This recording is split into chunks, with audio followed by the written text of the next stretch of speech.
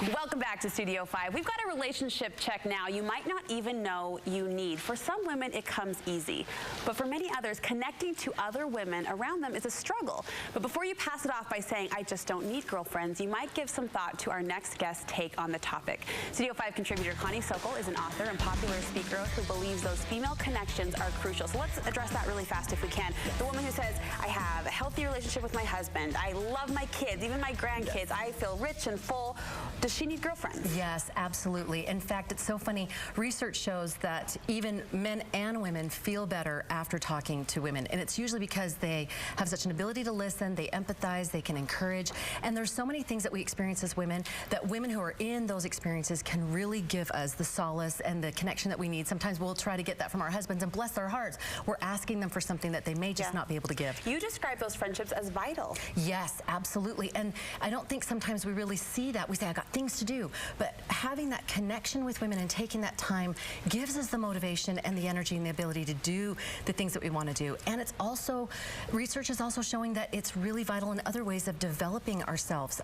Researcher Paula Petromonaco, she says that when we have different varieties of friends, we're likely to get more feedback. And this helps us to define ourselves more clearly. So if you have gym friends and hobby group friends and then the church friends and the neighbor friends, what that does is pull these parts out of you and develop them. And so it's just a healthy, happy whole. Have you experienced this in your life, friendships that draw out those different traits and experiences? Yes, and it's so fun, and you see who you are, and even just for a few minutes, it gives you that joy of during the day. Like just last month, I'm standing there in my pajamas, and another mother was in her pajamas, and we just started chatting, and it was only 15, 20 minutes. But oh my gosh, we're talking about kids, and what do we do, and da-da-da, and we both left, I think, but I know I felt so rejuvenated, like, I can get back in the ring, I can do this, I'm doing it, you know, and that's what we do. This is what we give to each other, that joy, and then that development, and this is what we give. You point out those friendships are fluid, though. They kind of come and go at different points in your life when you may need them most. Yeah, I think as women, sometimes we're so intuitive that when we start to feel someone being distant or something shifted, a personality or situation,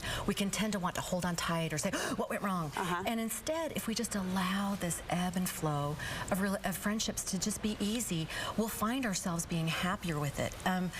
I put friendships into 3 different categories, kind of concentric circles starting out. There's casual, there's close, and then there's connected. And the casual is more, you see them at the baseball games or, you know, the activities. You say, hey, it's superficial, but it's enjoyable. And then close is more meaningful. You go to lunch, you're sharing deeper details of your life. And the close is more, you've shared really personal experiences or maybe dramatic experiences, your lifelong friends. You can call and pick up right where you left off. Those are those very gut core connected friends. But sometimes what happens is when we're feeling like there's been a shift, then we think, oh, what happened? What went wrong? We panic. You start to think, what did I say? What did I do? Why did she pull away? And then we magnify and we can distort what's happening, and instead we can have an I feel conversation. We can say, you know, I'm feeling a little distance lately. Is everything okay? And you give them a saving face thing.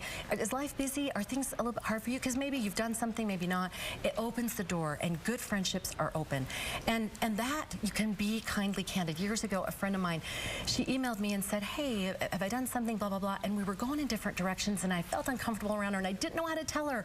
And I wish I could go back and do that over, because I could have been kindly candid. And in worrying about offending her, I think I did offend her in the way that I handled it. What would you have said instead then? When you talk about being kindly candid and you really didn't feel that connection to that woman anymore, that is uncomfortable. So what can you say? I wish I would have said, you know, thanks so much for caring about me and asking. You know, I felt a shift lately, and just sometimes I'm a little uncomfortable with some things that are said or done. And I think I need to kind of rethink this for a little bit. I just need a little space. Okay, so don't worry. I just need a little space, and I'll reconnect with you when I kind of figure this out.